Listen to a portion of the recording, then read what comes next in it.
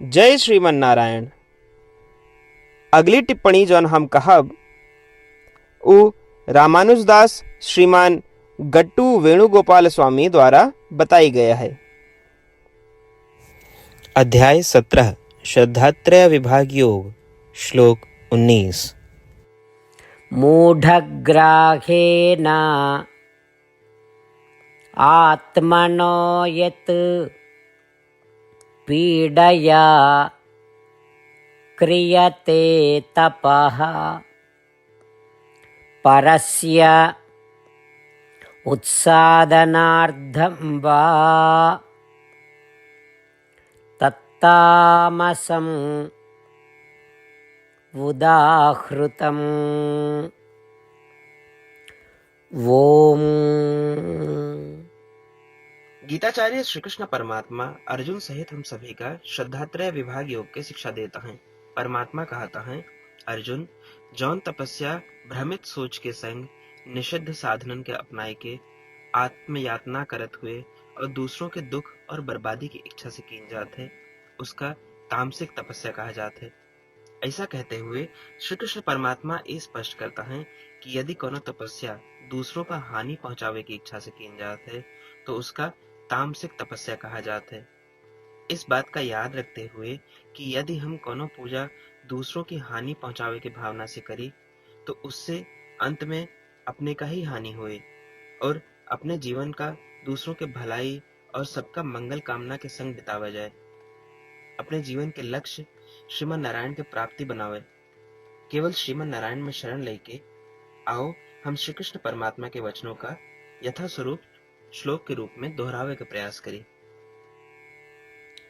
मूढग्राहेणात्मनो यत् पीडया क्रियते तपः परस्य उत्सादनार्थं वा तत्तामसमुदाहृतम्। श्रीमद् भगवद गीता के पूरा निचोड़ श्री कृष्ण परमात्मा अध्याय 18 के श्लोक 65 से 70 के 8 कर्मों में रख दिए हैं।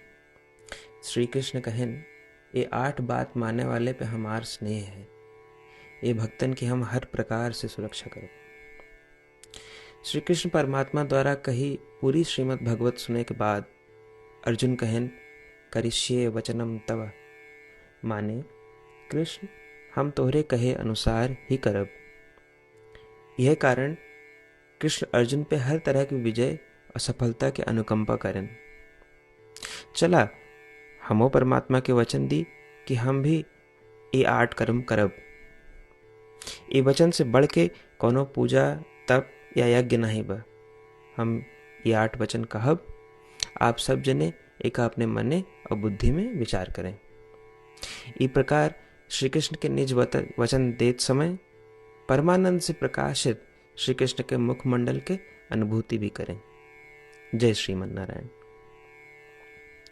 हमारे 8 वचन ई हैं। हमार प्रथम वचन, हे श्रीमन नारायण, आपके निर्देशानुसार हम आपके ध्यान और चिंतन करब।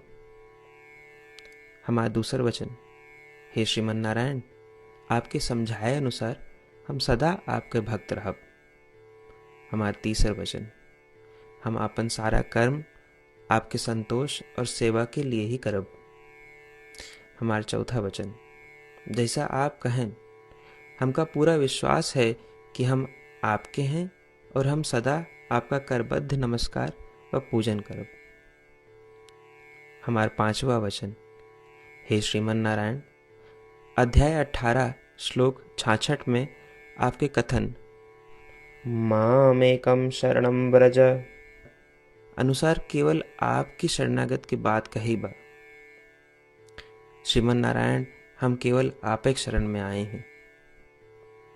हमारा छठा वचन, हे श्रीमन नारायण, अध्याय 18 श्लोक 66 में आपे कहे माँ शुचः, मैं आपके शोक न करे के उपदेशानुसार हम शोक न करब। हमारा सातवां वचन, हे श्रीमन नारायण, आपने हमरे खातिर श्रीमद् भगवद गीता दे के हम पे बड़ी कृपा की है। हम नियम से एक श्लोक रोज सुनब या पढ़ब। हमारा आठवां वचन, हे श्रीमन नारायण, आपने सारे लोग के लिए गीता दी है। जे भक्तन गीता के बारे में नहीं जानतन, हम उन तक आपके अलौकिक बतिया पहुँचावे के प्रयत्न करब। अभय हम परमात्मा से अपन 8 वचन बताए। श्रीमन नारायण कया वचन देव कि हर दिन जैसा वो कहे हैं हम वैसन करब। यह एक महान पूजा है। आवा हम अपने अडिग विश्वास के साथ उनका अपन वचन दी कि हे श्रीमन नारायण, आप जैसा कही हैं हम वैसन करब, जैसा आप चाहिए वैसा ही व्यवहार करब, और हम केवल आपे के लिए काम करब।